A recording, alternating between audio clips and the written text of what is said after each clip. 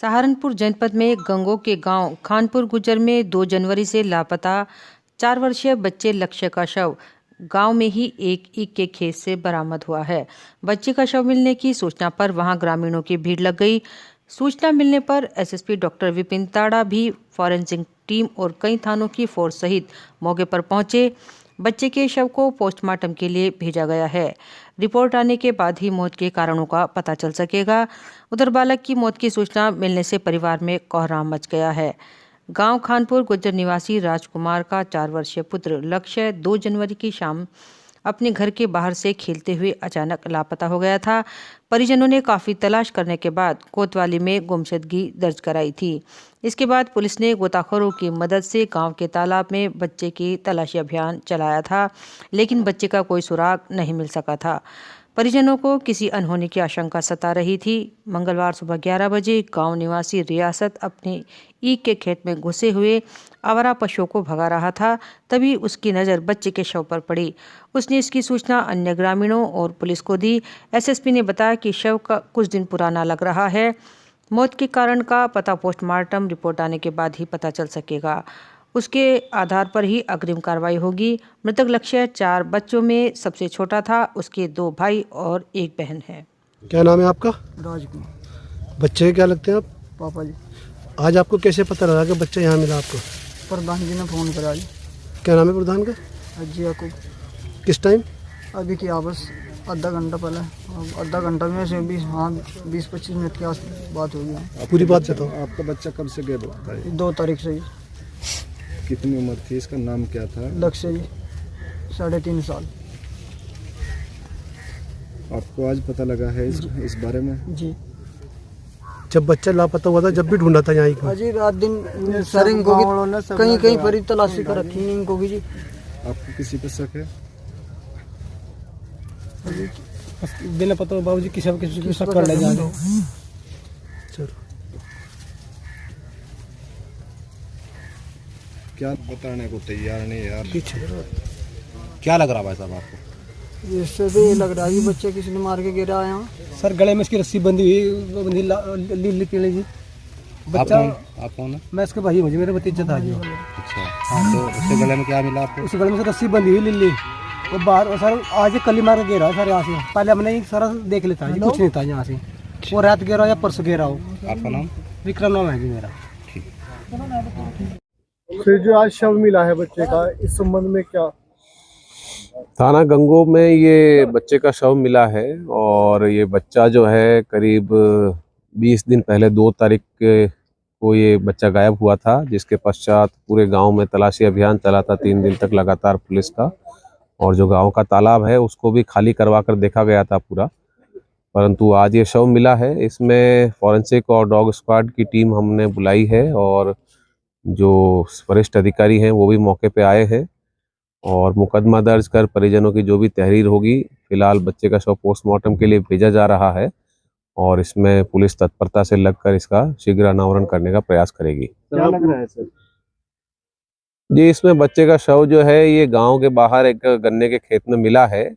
इसमें तमाम पहलुओं की जांच की जाएगी। पहले भी जब बच्चा गायब हुआ था, ये आसपास का पूरा इलाका पुलिस और जन सहयोग से इसको तलाशा गया था, तब ये शव यहाँ नहीं था। अभी किन परिस्थितियों में यहाँ आया है और किस प्रकार किसने ये घटना कारित की है, इसके लिए पूरी टीम लगकर, पुलिस टीम लगकर इसमें अनावरण किया जाएगा। सर अभी तक जो जांच हो पाई है उसमें लगता है कि शव पुराना है या अभी नया ही डाला गया?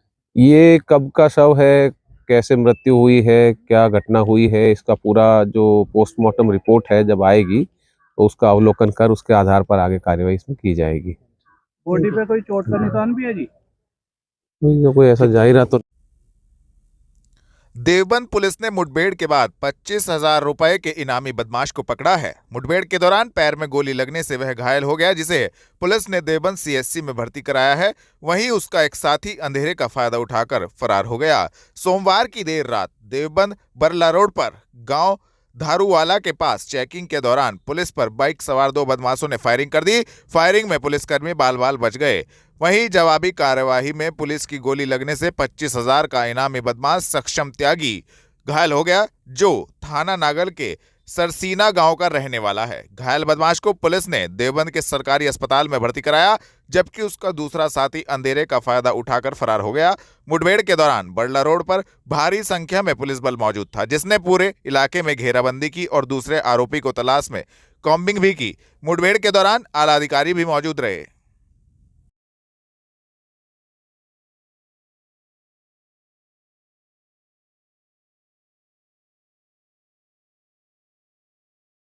मुठभेड़ हुई क्या पूरी कर?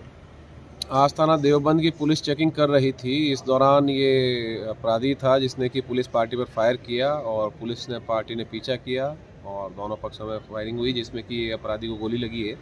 इनका एक साथी भी था जो मौके से भागने में सफल रहा। इनके पास से एक पिस्टल बरामद हुई है जो कि देशी निर्मित पिस्टल है और एक मोटरसाइकिल है। पिस्टल और मोटरसाइकिल की जांच की जा रही है, इनके पास से कहां से आई है। जो इनका साथी फरार है उसके बारे में भी जानकारी कुछ प्राप्त हुई है, जिसके आधार पर पुलिस पार्टी चेकिंग कर रही है नाकाबंदी करके और शीघ्र ही उनकी भी गिरफ्तारी की जाएगी। फिलहाल ये जो अपराधी पकड़ा गया है इसका नाम सक्षम त्यागी है और ये कई मुकदमों में वांछित चल रहा था। थाना नागल का रजिस्टर अपराधी था और इसके ऊपर 25,000 रुपये का इनाम था।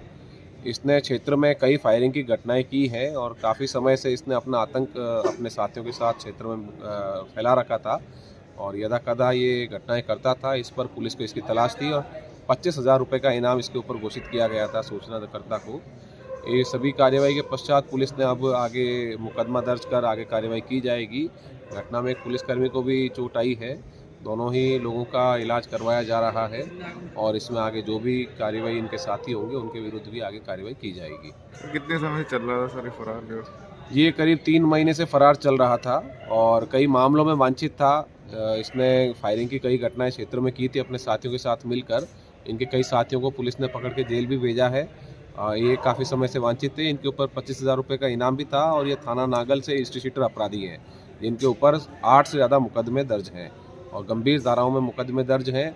इसी क्रम में आज इनकी ये पकड़े गए हैं और इनके ऊपर मुकदमा दर्ज कर आगे भी कार्रवाई की जा रही है।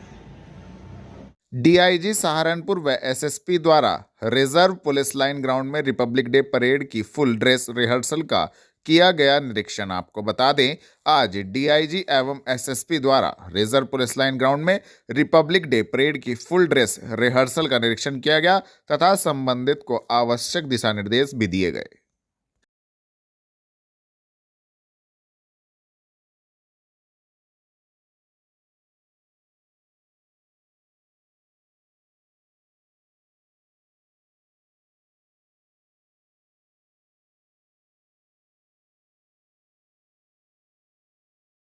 राकेश टॉकीज पुरानी मंडी पर पहुंचकर व्यापारियों ने रेहड़ी पटरी वालों को रेहड़ी लगाने हेतु दिखाई जगह है। आपको बता दें, व्यापारियों ने आज व्यापारी नेता नरेश धीमान के नेतृत्व में रेहड़ी पटरी वालों को रेहड़ी लगाने को लेकर जगह सुनिश्चित कराने हेतु राकेश टॉकीज पुरानी मंडी में जगह दिखाई, जिसमें नगर निगम के अधिकारी व कर्मचारी भी मौजूद रहे और उन्होंने उनसे मांग की कि यह शहर भर में रेहड़ी लगाने वालों को यह जगह दे दी जाए, जिससे कि रेहड़ी वालों को इधर उधर ना भटकना पड़े और एक ही स्थान पर सब्जी व फल मिल जाए। उनका कहना था कि यहाँ पर पहले भी एक शहर की बहुत पुरानी है और यहाँ पर लोग दूर दूर से सब्जी व फल खरीदने आते थे। वहीं नगर निगम के कर्मचारियों ने भी इस बात का संज्ञान लेने की बात शहर की जो रेहड़ियां हैं, नगर निगम कर्मचारियों उन्हें शहर से हटाकर उन्हें जगह दी जाए ताकि उनका कारोबार भी चलता रहे मौजूद रहे और शहर को जाम की स्थिति से बचाया जा सके। तो अभी 9 जनवरी को डीएम साहब के यहाँ बैठक थी, उसमें भी मैंने ये मुद्दा उठाया। तो उसमें अपर आयुक्त नगर निगम के भी मौजूद थे। उन्हें डीएम साहब ने कहा कि आप डीएम व्यापार मंडल के साथ मिलकर जो ये जगह बता रहे हैं उसका निरीक्षण करें और वहाँ से रेडियो को हटाकर दूसरी जगह शिफ्ट करें। तो आज नगर अपर आयुक्त हमारे सत्येंद्र तिवारी जी वो आए, उनके साथ कर अधीक्षक यादव जी भी थे और हमने ये राकेश टाइज वाली जो जगह है ये दिखाई, क्योंकि ये नगर निगम की है और इस पे पुरानी सब्जी मंडी भी यहाँ रह चुकी है और अधिकारियों ने इसका संज्ञान लिया है और हमने जगह दिखाई है और वो हमें आश्वासन करके गए हैं कि हम इस पर शीघ्र ही, क्योंकि अभी हमारी नगर आयुक्त शहर से बाहर है, जैसे ही वो आती हैं, इस पर बैठकर चर्चा करके और शीघ्र ही ये प्रयास होगा कि शहर से जो रेडिया है वो यहाँ शिफ्ट हो जाए। उत्तर प्रदेश स्थापना दिवस के अवसर पर मनाया गया समारोह, जनमंच में लगाई गई भव्य प्रदर्शनी, आयोजित हुए विभिन्न कार्यक्रम। आपको बता दें, उत्तर प्रदेश स्थापना दिवस समारोह मनाए जाने के क्रम में जनमंच परिसर में यूपी की विकास यात्रा संबंधी एक भव्य प्रदर्शनी और निवेश एवं रोजगार को समर्पित विकास प्रदर्शनी, उद्यमी सम्मान, क्रीड़ा प्रतिभा सम्मान, विभिन्न विकास कार्यक्रमों के लाभार्थी परक योजनाओं के प्रमाण पत्रों का वितरण तथा लाभार्थी परक योजनाओं के स्टॉल लगाकर केंद्र और प्रदेश सरकार द्वारा संचालित योजनाओं की जानकारी आमजन को उपलब्ध कराई गई। प्रदर्शनी का उद्घाटन विधायक रामपुर मनिहारान देवेंद्र नीम, विधायक नकुड़ मुकेश चौधरी, अध्यक्ष जिला पंचायत मांगेराम चौधरी, विधान परिषद सदस्य शाहनवाज, जिलाधिकारी अखिलेश सिंह, मुख्य विकास अधिकारी विजय कुमार द्वारा संयुक्त रूप से फीता काटकर किया गया। सूचना विभाग द्वारा राज्य एवं केंद्र सरकारी की महत्वपूर्ण एवं जन कल्याणकारी योजनाओं पर आधारित प्रदर्शनी लगाई गई। इसी के साथ उत्तर प्रदेश स्थापना से लेकर अब तक की विकास यात्रा से संबंधित संकलित अभिलेखों की प्रदर्शनी लगाई गई। इसमें अंग्रेजी शासनकाल से उत्तर प्रदेश में विभिन्न नाम, उत्तर प्रदेश का प्रादेशिक विस्तार मैप के द्वारा उत्तर प्रदेश की संरचना का क्रमिक विकास 24 जनवरी 1950 को यूनाइटेड प्रोविंसेस से बदलकर उत्तर प्रदेश रखा गया। अंग्रेजों के शासनकाल में अवध पर नियंत्रण एवं संधि नॉर्थ वेस्टर्न प्रोविंसेस के मुख्यालय को आगरा से इलाहाबाद पुनः स्थानांतरित करने संबंधी प्रस्ताव हिंदी का न्यायालय की भाषा के रूप में प्रयोग 1899 प्रांत की प्रशासनिक संरचना संबंधी पेश किए गए।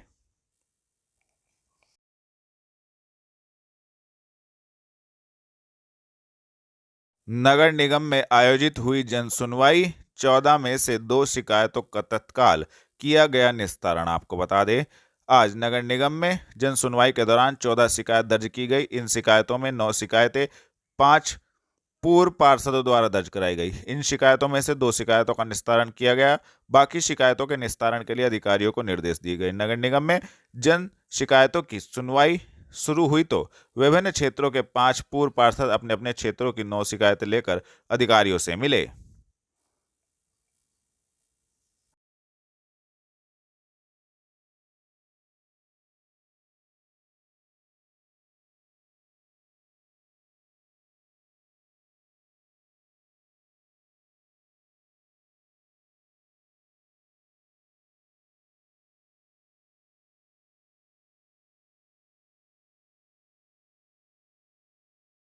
रेलवे स्टेशन, बस स्टैंड एवं अन्य जगहों पर गणतंत्र दिवस को लेकर पुलिस द्वारा की गई चेकिंग एसपी सिटी ने दी जानकारी। आपको बता दें, गणतंत्र दिवस को लेकर पुलिस पूरी तरह से अलर्ट है और एसपी सिटी अभिमन्यु मांगलिक के नेतृत्व में पुलिस ने रेलवे स्टेशन, बस स्टैंड, ढाबों, होटलों के साथ साथ भीड़ भाड़ वाले इलाकों में भारी पुलिस फोर्स और डॉग स्क्वाड की टीम के साथ चेकिंग अभियान चलाया।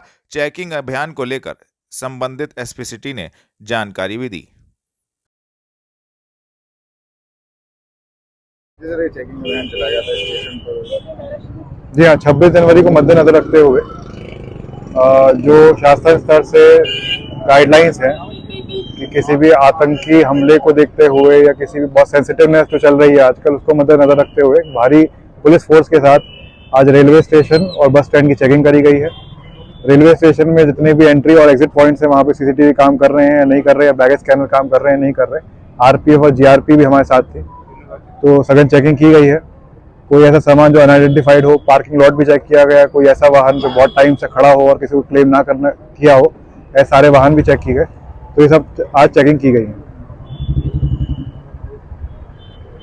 इंद्रप्रस्थ उमाही कोटा कॉलेज के छात्र छात्राओं ने कलेक्ट्रेट में किया प्रदर्शन, 95% छात्रों को फेल करने का लगाया आरोप। आपको बता दें, आज इंद्रप्रस्थ उमाही कोटा कॉलेज के छात्र छात्राएं कलेक्ट्रेट परिसर पहुंचे, जहां पर उन्होंने कॉलेज प्रशासन पर 95% छात्र छात्राओं को फेल करने का आरोप लगाया। उन्होंने कहा है कि फर्स्ट और सेकंड ईयर के एग्जाम उन्होंने दिए हैं। छात्रों ने बताया कि उनको कहा गया था कि तुम्हारी कॉपी मिस हो गई है और सभी छात्रों को प्रमोट किया जा रहा है, लेकिन अचानक से फर्स्ट और सेकंड ईयर का रिजल्ट घोषित कर दिया गया, जिसमें लगभग 95% छात्र फेल हुए। अब छात्र प्रमोट करने की मांग कर रहे हैं। इसको लेकर उन्होंने आज कलेक्ट्रेट पहुंचकर संबंधित प्रशासन को ज्ञापन भी सौंपा। क्या नाम है तुम्हारा? मेरा नाम महक। क्या मामला है जो डीएम साहब से मिला है? हम इंद्रप्रस्थ उमाई कोटा के स्टूडेंट्स हैं।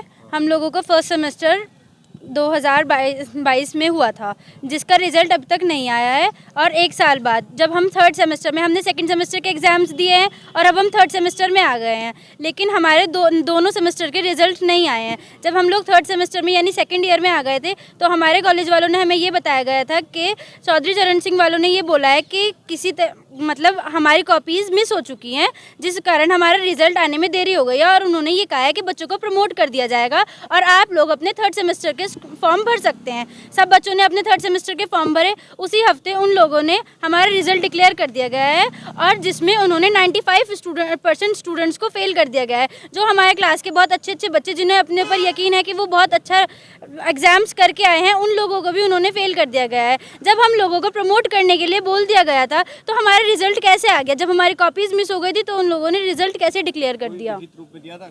जी, उन्होंने एक लिखित रूप में हमें जो उन्होंने आया था, तो वो हमारे पास है, हम लोग आपको दे देंगे, जो हमारे ग्रुप में। क्या चाहते हो आप? अब हम लोग ये चाहते हैं, जब उन्होंने प्रमोट करने के लिए बोला था और ये बोला था कि सेकंड, जब हमारे थर्ड सेमेस्टर के एग्जाम्स होंगे उस बेस पे हमें फर्स्ट सेमेस्टर के नंबर दिए जाएंगे, तो ये वाला रिजल्ट उन्होंने किस बेस पर निकाला है जब कॉपीज ही मिस हो चुकी थी? आज आप कहाँ पे आए? आज हम डीएम साहब के पास आए हैं। क्या ये अभी हम डीएम साहब से यही अनुरोध करना चाहेंगे कि वो हमारी बात सुने और इस पे कार्रवाई करे। जो हमें कहा गया था, हमें अपने प्रमोट ही करे हमें। अब जो बच्चे जो फेल हो चुके हैं, बच्चे जिन लोगों के अपने ऊपर यकीन है कि वो फेल नहीं हो सकते, तो वो उन्हें निकालने। कितने सब्जेक्ट में फेल किया हुआ है? 2 3 सब्जेक्ट्स में फेल कर दिया गया।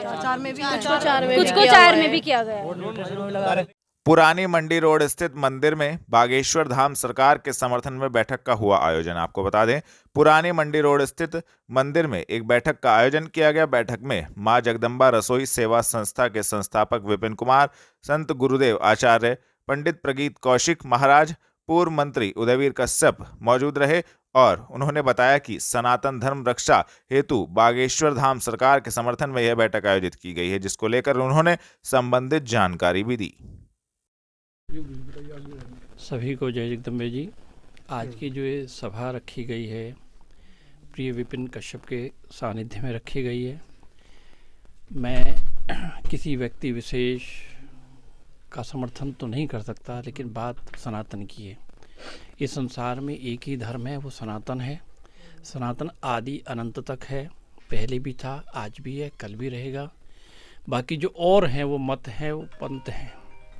लेकिन एक बहुत लंबे समय से कोई ना कोई व्यक्ति विशेष पर कुठारघात करता है और विशेष रूप से सनातन धर्म पर प्रसार करता है। तो ये कोई व्यक्ति विशेष के लिए नहीं बात है, बात तो हम सबके सनातन के लिए है। हम सब लोग सनातन धर्म से जुड़े हुए हैं और मैं ये कहूँगा कि सृष्टि में चराचर जगत में था ही सनातन धर्म। हम तो अब अपने अपनी विचारों से अलग अलग मतों में चले गए। तो इतना ही कहना चाहता हूँ कि आप किसी को भी आरोपित प्रत्यारोपित नहीं करें। सबका जीवन जीने का तरीका हो सकता है, सबके जीवन जीने की शैली हो सकती है, सबका अपना अपना मत हो सकता है। एक पिता की 4 संतान होती हैं, लेकिन पिता से चारों सहमत हों ऐसा नहीं होता, लेकिन फिर भी भाई भाई रहते हैं, एक दूसरे के प्रति प्रेम रखते हैं, एक घर में रहते हैं। पूरा राष्ट्र, पूरा विश्व हम सबका है। ये पूरा भारत सनातन की परंपरा से जुड़ा हुआ है। इसलिए चाहूँगा कि बार बार ऐसे आरोप प्रत्यारोप किसी सीरियल के माध्यम से, किसी फिल्म के माध्यम से, किसी अन्य डिबेट के माध्यम से, मैं कहूँगा किसी और मत पर भी नहीं। धर्म तो एक ही है, सनातन था, सनातन है, सनातन रहेगा। इसमें बहुत सारी शाखाएं निकली हैं, जो नए नए मत बन गए। मुझे लगता है आगे भी और लोग संत आएंगे और परंपरा के लोग हैं और नए मत बनेंगे, तो वो अपने मानने की स्थिति होती है। लेकिन किसी को भी इस प्रकार आरोपित ना करें, प्रत्यारोपित ना करें। इस प्रकार से कहीं ना कहीं हम अपनी छवि, विशेष रूप से अपने धर्म की, सनातन धर्म की, भारत की संस्कृति की, भारत की परंपराओं की छवि को हम कहीं ना कहीं धूमिल करते हैं। दूसरा, जब तक किसी बात की सत्यता ना हो, प्रामाणिकता ना हो, तो किसी को आरोपित नहीं करना चाहिए। जग जाहिर करके जग में सब बातें करके हम अपनी संस्कृति का ही विनाश करते हैं, उसी को अपमानित करते हैं। ऐसा न करें। संपूर्ण विश्व में रहने वाले सनातन धर्म प्रेमी को यही कहूँगा कि अपने धर्म के प्रति अडिग रहना चाहिए, अपने धर्म के प्रति समर्पित रहना चाहिए और अपने मत के प्रति भी, अपने संप्रदाय के प्रति भी समर्पित रहना चाहिए। लेकिन अपने संप्रदाय का मतलब ये नहीं कि हम दूसरे के संप्रदाय को अपमानित करें, किसी को अपशब्द ना कहें, किसी के लिए अशिष्ट भाषा का प्रयोग ना करें। और जब तक कोई सत्य सबूत, प्रमाणिक तथ्य हमारे पास ना हो तो उससे पहले कोई भी चीज़ नहीं करनी चाहिए।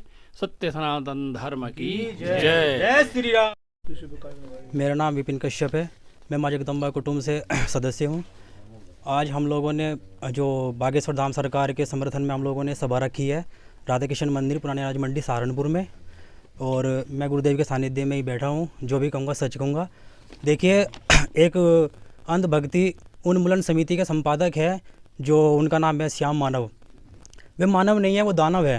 पहली बात तो ये है। वो हमारे बागेश्वर धाम सरकार पर आरोप लगा रहे हैं। दो आरोप उनके हैं, एक भगोड़े और एक अंधविश्वास फैलाना। देखिए, अंधविश्वास कुछ नहीं होता है, जो भी है वो धाम की महिमा होती है। ठीक है, अगर आपको प्रमाण चाहिए, पहले तो प्रत्यक्ष प्रमाण की कोई आवश्यकता नहीं होती है देने की। अगर आपको फिर भी चाहिए तो आइए नागपुर में, और धाम पे हमारे जो है दरबार लगता है, आइए आप। और आपका उन्होंने चैलेंज एक्सेप्ट भी किया था। 30 लाख का आप चैलेंज दे रहे हो, 30 लाख रुपए। पहले तो आप ये बताइए कि 30 लाख रुपए आप लाए कहाँ से हो। पहले तो मेरा ये जवाब है कि 30 लाख रुपए आप लाए कहाँ से हो चैलेंज करने के लिए।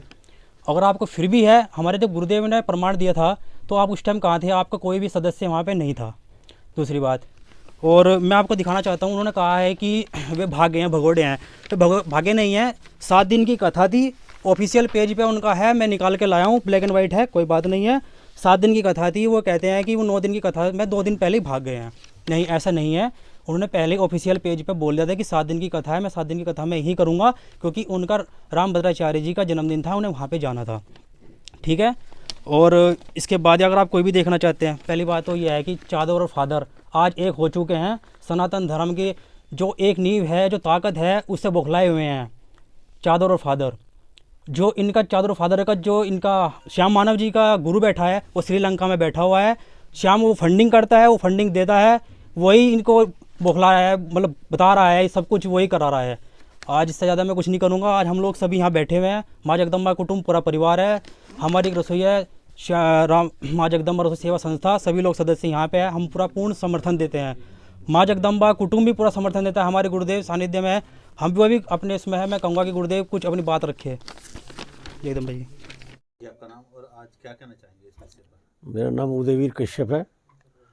और ये जो बागेश्वर धाम सरकार के खिलाफ कुछ लोगों, जो अराजक तत्व के लोग हैं, रोज़ कुछ ना कुछ करते रहते हैं, सनातन धर्म के खिलाफ बोलते रहते हैं। मैं बताना चाहता हूँ, आचार्य धीरेन्द्र जी जो हैं, वे कोई महात्मा गुरु नहीं है, वे हनुमान जी के साधक हैं। उन्हें लोग पूजते हैं। लाखों करोड़ों अनुयायी देश प्रदेश के लोग उनके पास जाते हैं। वहाँ कोई चंदा नहीं लिया जाता, वहाँ किसी से कोई मांगा नहीं जाता।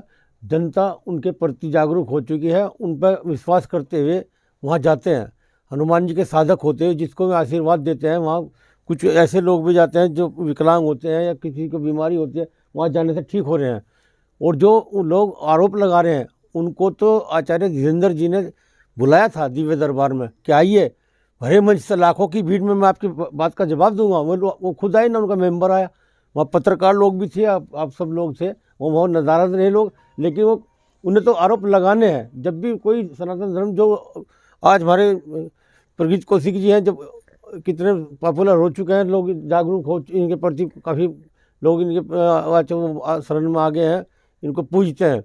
इसी तरह से लोग जिस पे विश्वास करते हैं उसी के पास जाते हैं। बागेश्वर धाम यहाँ काफ़ी दूर पड़ता है। मेरा बेटा कई बार जा चुका, अपनी मम्मी को भी ले गया।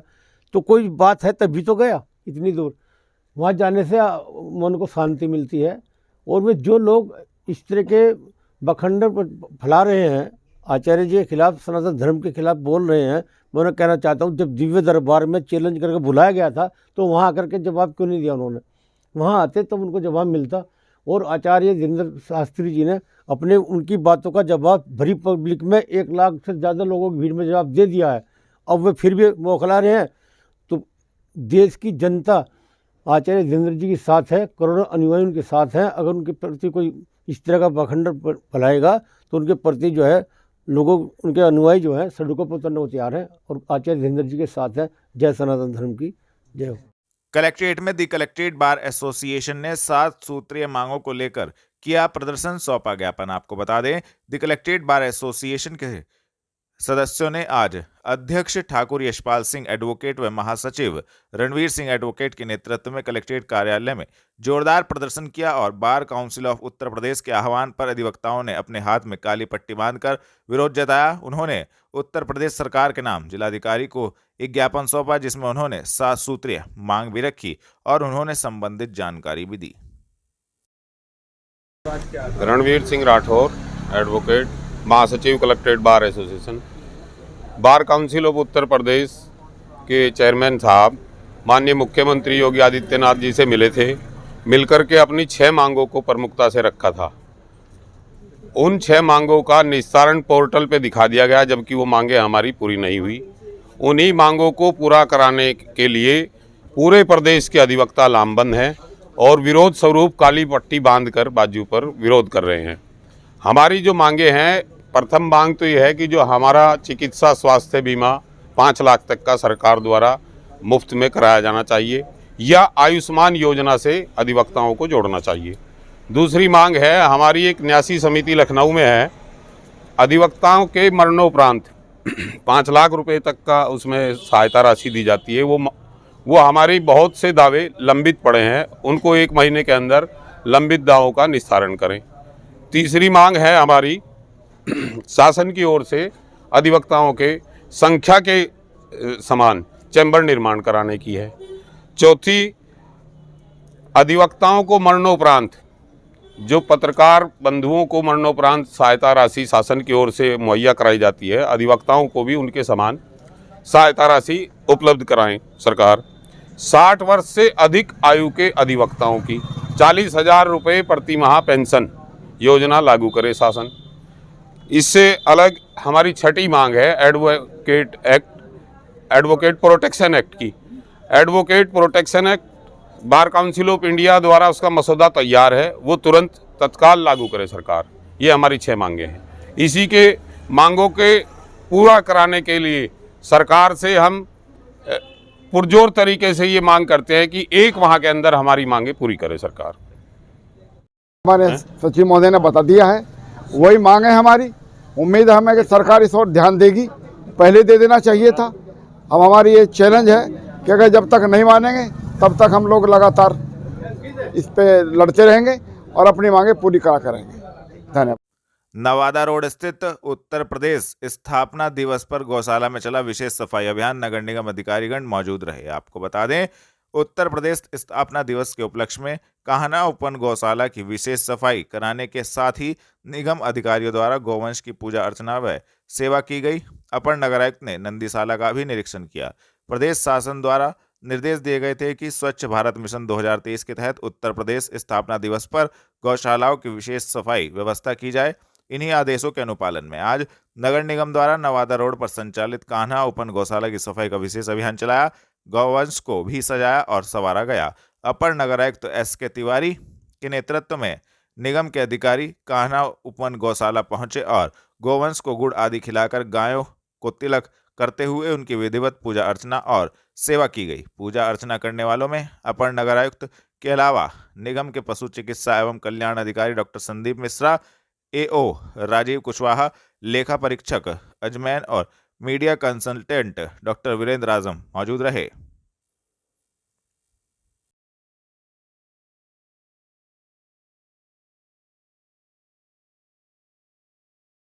थाना मंडी पुलिस ने प्रतिबंधित चाइनीज मांझे का विक्रय करने वाले दुकानदार को मंडी क्षेत्र से किया गिरफ्तार, भेजा जेल। आपको बता दें, वरिष्ठ पुलिस अधीक्षक के निर्देशन में चाइनीज मांझे बेचने वालों के विरुद्ध चलाए जा रहे अभियान के क्रम में थाना मंडी प्रभारी धर्मेंद्र सिंह के कुशल नेतृत्व में थाना मंडी पुलिस को बड़ी सफलता हाथ लगी है। थाना मंडी पुलिस ने प्रतिबंधित चाइनीज मांझे का विक्रय करने वाले दुकानदार मोहम्मद नदीम पुत्र कल्लू उर्फ कलीम को मंडी क्षेत्र से गिरफ्तार करने में महत्वपूर्ण सफलता प्राप्त की है तथा जिसके कब्जे से 4 किलो 350 ग्राम पतंग का प्रतिबंधित मांझा बरामद किया है तथा संबंधित धाराओं में कार्रवाई करते हुए अभियुक्त को जेल भेजा गया है। गिरफ्तार करने वाली टीम में उप निरीक्षक Ravindra Kumar, head constable Amit Kumar, constable Yashveer मौजूद रहे। थाना देहात कोतवाली पुलिस ने 2 शातिर चोरों को देहात कोतवाली क्षेत्र से किया गिरफ्तार, भेजा जेल। आपको बता दें, वरिष्ठ पुलिस अधीक्षक के निर्देशन में अपराधियों के विरुद्ध चलाए जा रहे धरपकड़ अभियान के क्रम में थाना देहात कोतवाली पुलिस को बड़ी सफलता हाथ लगी है। थाना देहात कोतवाली पुलिस ने 2 शातिर चोर इमरान पुत्र सुबेद्दीन, मन्नान पुत्र नसीम को देहात कोतवाली क्षेत्र से गिरफ्तार करने में महत्वपूर्ण सफलता प्राप्त की है, जिनके कब्जे से चोरी किए गए 2 फोन, 1 एटीएम, 1 आधार कार्ड, 2 फोटो व घटना में प्रयुक्त मोटरसाइकिल बरामद की गई तथा संबंधित धाराओं में कार्रवाई करते हुए अभियुक्त गणों को जेल भेजा गया है। गिरफ्तार करने वाली टीम में प्रभारी निरीक्षक मनोज कुमार, उप निरीक्षक Deepchand, head constable Tejinder, head constable Vivek, constable Brajmohan मौजूद रहे।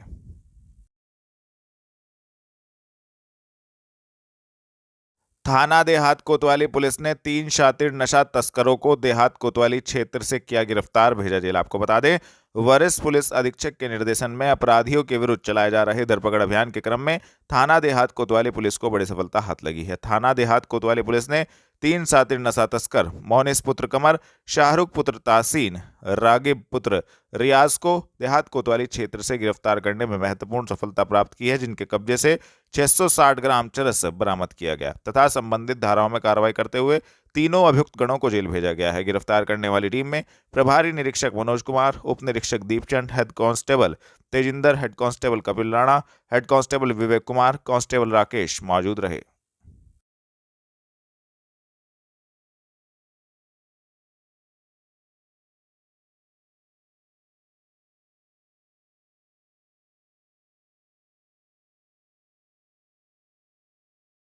थाना जनकपुरी पुलिस ने 1 शातिर पशु चोर को जनकपुरी क्षेत्र से किया गिरफ्तार, भेजा जेल। आपको बता दें, वरिष्ठ पुलिस अधीक्षक के निर्देशन में अपराधियों के विरुद्ध चलाए जा रहे धरपकड़ अभियान के क्रम में थाना जनकपुरी पुलिस को बड़ी सफलता हाथ लगी है। थाना जनकपुरी पुलिस ने चोरी किए गए पशु के साथ 1 शातिर पशु चोर नवाब कुरैशी पुत्र सलीम कुरैशी को जनकपुरी क्षेत्र से गिरफ्तार करने में महत्वपूर्ण सफलता प्राप्त की है तथा संबंधित धाराओं में कार्रवाई करते हुए अभियुक्त को जेल भेजा गया है। गिरफ्तार करने वाली टीम में वरिष्ठ उप निरीक्षक Manoj Kumar, head constable Kavindra, constable Subhash मौजूद रहे।